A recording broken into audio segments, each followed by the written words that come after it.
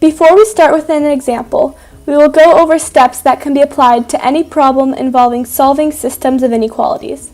The first step is to pretend, just for the algebra portion, that there is an equal sign in both equations, rather than an inequality sign.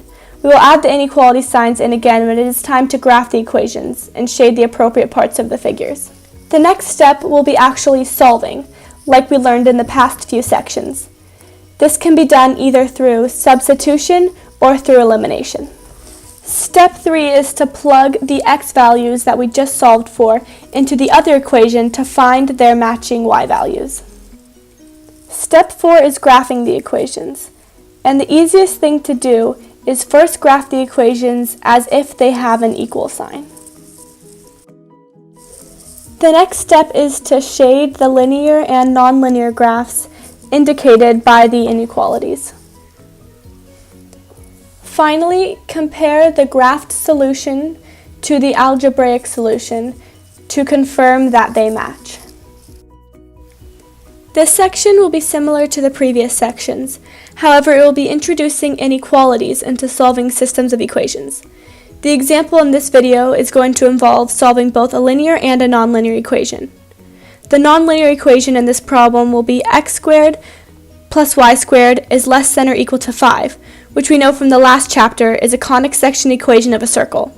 The linear equation in this problem will be y is less than or equal to 3x minus 5. So we will be using substitution to solve in this problem, which will leave us with x squared plus 3x minus 5 squared is equal to 5. From there we can expand the portion of the equation that is in parentheses, which will turn into x squared plus 9x squared minus 30 plus 25 is equal to 5. You can then combine like terms, which will set the entire equation equal to 0. This equation is now set up to factor out a 10, which will then lead us to solve for the two answers for x. X will be equal to 2, and x will also be equal to 1. The next step is to plug each x value into the second equation to find their matching y value. We can see that when x equals 2, y will be equal to 1. And when x equals 1, y will be equal to negative 2.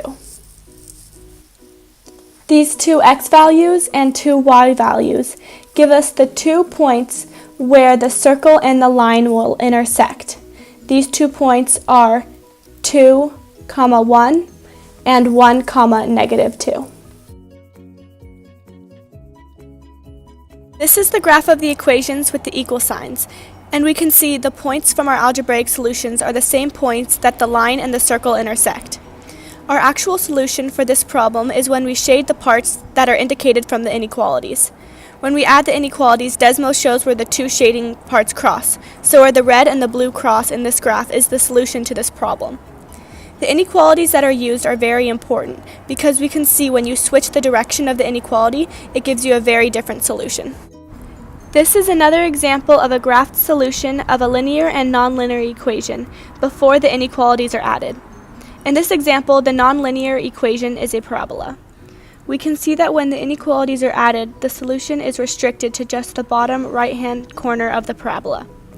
The inequalities can be switched, however, so when y is less than x squared minus 1 and when x minus y is less than negative 1, the solution goes on to infinity because it is not restricted to the inside of the parabola.